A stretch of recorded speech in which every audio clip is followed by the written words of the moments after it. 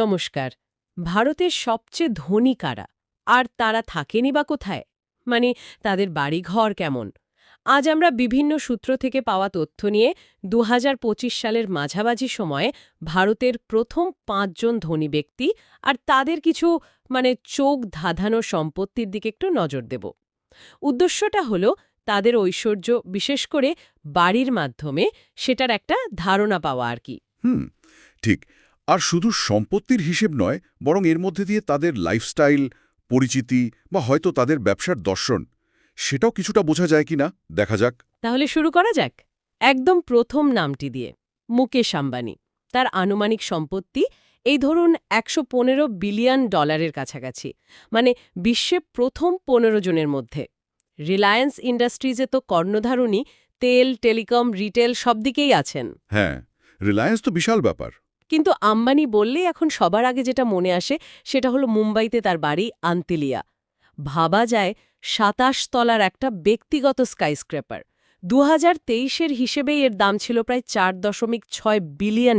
অবিশ্বাস্য। আর ভেতরে কি নেই? ১৬৮টা গাড়ি রাখার ব্যবস্থা আছে, বিরাট বলরুম, প্রাইভেট সিনেমা হল, এমনকি একটা স্নো রুমও আছে শুনলাম, যেখানে কৃত্রিম বরফ দিয়ে ঠান্ডা পরিবেশ তৈরি করা হয়।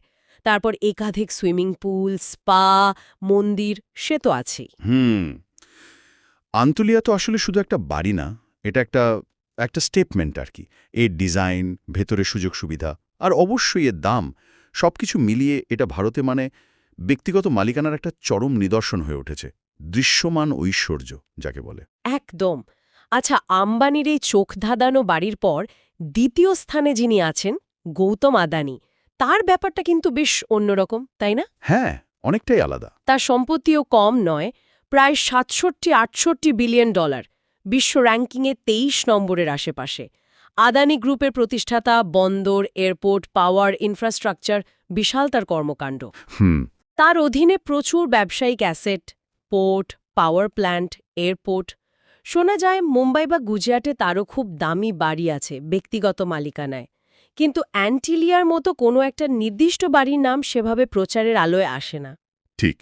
এখানে একটা মজার জিনিস, আদানির ক্ষেত্রে প্রচারটা কিন্তু তার বিজনেস ইনফ্রাস্ট্রাকচারের উপর অনেক বেশি ফোকাসড।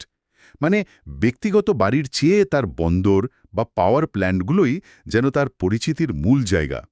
এটা হয়তো তার ব্যবসার ধরনের সাথেও যুক্ত।